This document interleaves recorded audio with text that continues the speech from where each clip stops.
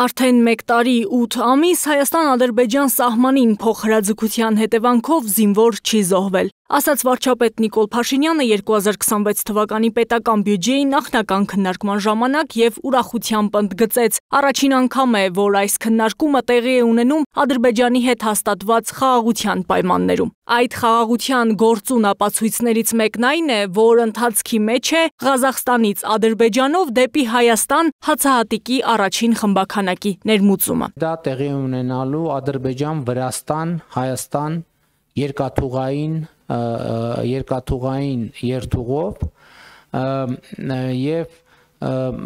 իրավիճակների տարբերությունը ինչ է, որ ըստ էության մենք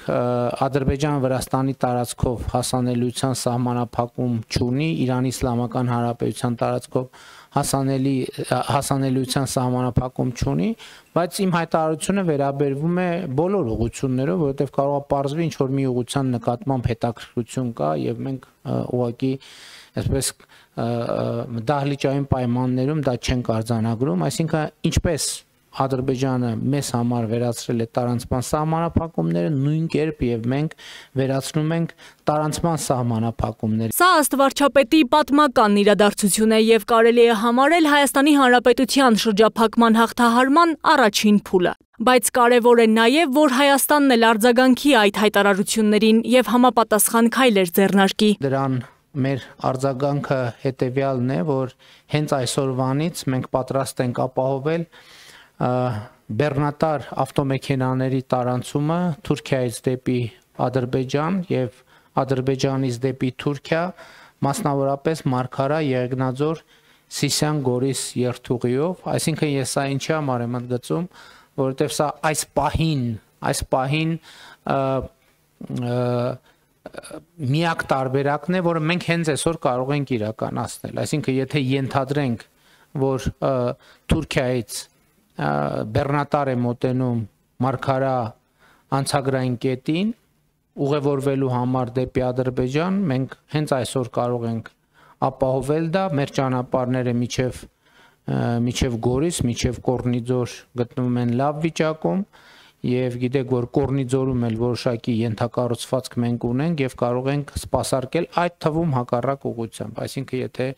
Կորնիձորի կողմից ադրբեջանական բեռնատար մոտենա եւ անցում կատարելու համար դեպի Թուրքիա,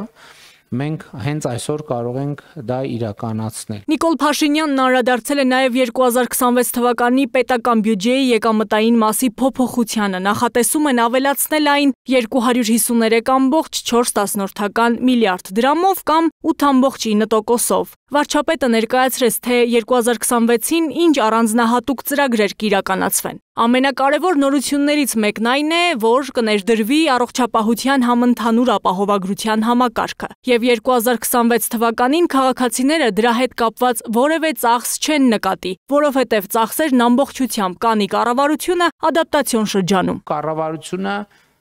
նախատեսում է, որ պետք է ապահովի մինչև 18 տարեկան երեխաների, օրինակ 65+ տարիքի թոշակառուների առողջապահության ապահովագրություն եւ նաեւ որոշակի սոցիալական խմբերի։ Որոշակի սոցիալական խմբեր ասելով պետք է նկատի ունենալ նաեւ, որ մենք անապահովության գնահատման մեր համակարգերը փոխում ենք եւ այդ համակարգերի փոփոխության հայեցակարգային իմաստը եւ նպատակը այն է,